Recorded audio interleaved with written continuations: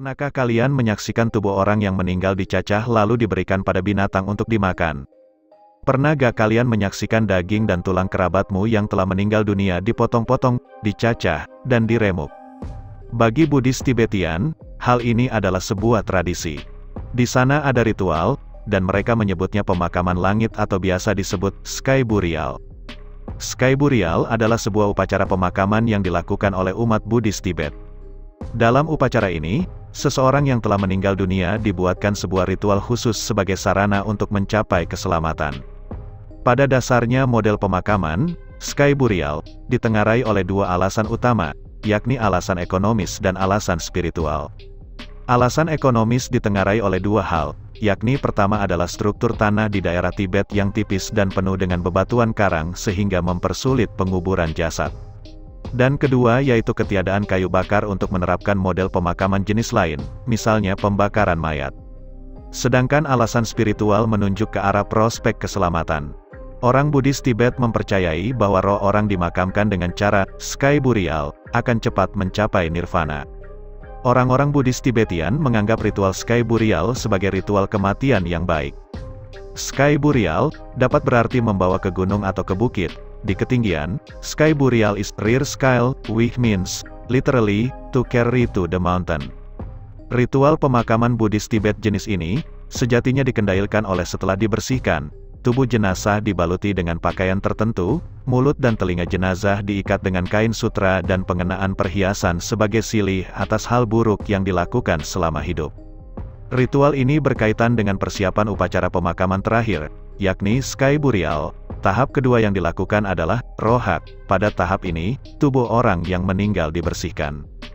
Tugas dari anggota keluarga adalah melepaskan pakaian dari orang yang sudah meninggal, tetapi dengan tetap memperhatikan keutuhan tubuh dijauhkan dari berbagai benda-benda yang melukai tubuh saat prosesi binding the body, rohak. Setelah dibersihkan, tubuh jenazah dibaluti dengan pakaian tertentu, mulut dan telinga jenazah diikat dengan kain sutra dan pengenaan perhiasan sebagai silih atas hal buruk yang dilakukan selama hidup. Setelah semua ini selesai, keluarga mulai berkonsultasi dengan lama guru ritus sky burial untuk membicarakan mengenai ritual pemakaman terakhir. Sebelum menuju pemakaman terakhir, jasad dikunjungi oleh Huofo untuk didoakan dan dibacakan mantra. Tahap ketiga adalah sky burial. Dalam perjalanan menuju tempat ritual, jasad yang hendak digunakan dalam ritual harus dipikul oleh anak laki-laki sulung atau anggota keluarga yang ditunjuk. Selain orang yang memikul jenazah, ada juga laki-laki tua yang mengapiti jenazah sambil membawa tongkat dan keranjang. Dua alat ini dipakai untuk mengusir roh-roh jahat dalam perjalanan. Anggota keluarga yang lain bersiap-siap di lokasi ritual sky burial sambil berdoa. Biasanya ritual sky burial diadakan di atas bukit. Topografi Tibet yang penuh bebatuan membuat orang sulit untuk melakukan penguburan mayat ke dalam tanah. Batu-batu karang yang ada kemudian dipakai sebagai altar. The sky burial site on the mountain top was close to the temple and had a large rock that served as the altar. Setelah diletakkan di atas altar, tubuh jenazah ditaburi zanba. Jenazah yang sudah ditaburi zanba kemudian diasapi dengan tujuan mengundang burung-burung pemakan bangkai sebagai partner alam. Burung-burung pemakan bangkai dipercaya mampu mengantar roh jenazah mencapai keselamatan. Perjalanan akan jauh lebih cepat dengan bantuan burung-burung pemakan bangkai. Sebelum diberikan kepada burung-burung pemakan bangkai, tubuh jenazah dipotong dengan ukuran kecil. Hal ini dilakukan agar burung-burung bisa mengkonsumsi daging jasad hingga habis. Selain daging, tulang-tulang jasad juga diremuk dan diberikan kepada burung pemakan bangkai. Dalam proses ini, simptom well received atau diterima baiknya roh jasad diketahui melalui semangat burung pemakan bangkai dalam mengkonsumsi.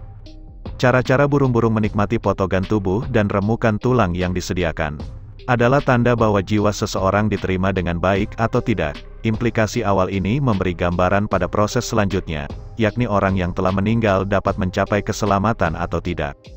Konon, katanya, daging yang dicacah dan diabaikan burung gagak dianggap pendosa. Upacara berkabung ini diakhiri dengan tanda mengangkat ibu jari oleh semua anggota keluarga sebagai simbol bahwa roh orang yang mati berbahagia. Ritual sky burial menunjukkan adanya kedekatan relasi antara manusia dan alam semesta. Agama Buddha memaknai alam sebagai partner atau sesama yang harus dilindungi. Hal inilah yang membuat orang Buddhis Tibet percaya bahwa donasi tubuh orang yang mati kepada burung pemakan bangkai merupakan bentuk pengorbanan yang paling tinggi. Agama Buddha menolak konsep kekekalan. Menurut penganut Buddhisme, kematian adalah gambaran dari gagasan mengenai kesementaraan. Selain kedekatan dengan alam, pengaruh aliran Mahayana juga mendorong orang Tibet melakukan ritual sky burial. Keselamatan yang didambakan diupayakan secara kolektif mendorong Buddhis Tibet berani melakukan ritual sky burial. Ritual sky burial sangat unik dan ekstrim. Bagi penganut Buddhisme Tibetian, ritual sky burial adalah model pemakaman yang sangat baik karena tidak menelan banyak biaya. Selain itu, ritual sky burial menolong seseorang mencapai keselamatan nirvana. Akan tetapi, prosesi sky burial sangat bertentangan dengan ajaran Buddha mengenai kekerasan, non-violence. Sedangkan prosesi sky burial terlalu banyak mempertontonkan adegan kekerasan. Tubuh yang dipotong-potong dan tulang yang diremukkan adalah ritual yang mempertontonkan kekerasan. Lalu pertanyaannya adalah, bukankah sky burial merupakan suatu bentuk kekerasan yang dipertontonkan? Adalah sesuatu yang bertentangan dengan ajaran Buddhis, ahimsa. Lalu, apakah roh orang yang diremukkan dalam ritual sky burial benar-benar mencapai keselamatan? Bukankah ritual sky burial menunjukkan bahwa betapa manusia tidak berarti apa-apa? Mengapa harus burung pemakan bangkai yang dijadikan perantara menuju keselamatan?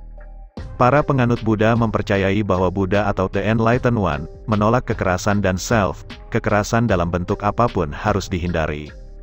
Dalam ritual sky burial, kekerasan justru malah dipraktikkan. Dan pemotongan anggota tubuh adalah suatu adegan kanibalisme. Secara sepintas, ritual ini menunjukkan suatu praktik yang bertolak belakang dengan ajaran Buddha. Akan tetapi, ritual sky burial sejatinya bisa dipahami dari aspek lain, yakni teologi pengorbanan. Tubuh manusia ketika mati, memanglah tidak berguna. Banyak orang telah mendonorkan anggota tubuhnya untuk keselamatan orang lain. Hal terakhir yang bisa kita sumbangkan kepada orang lain ketika kita mati adalah tubuh. Dalam ritual sky burial, potongan tubuh telah membantu kelangsungan hidup ciptaan lain. Dan burung pemakan bangkai yang menjadi perantara menuju nirvana. Jadi agama Buddha menolak konsep mengenai penciptaan. Bagi agama Buddha, manusia ada karena hukum alam, hukum sebab akibat diakui sebagai penjelasan mengenai terbentuknya alam semesta. Manusia terbentuk dari materi, tanah, dan kembali kepada materi, tanah.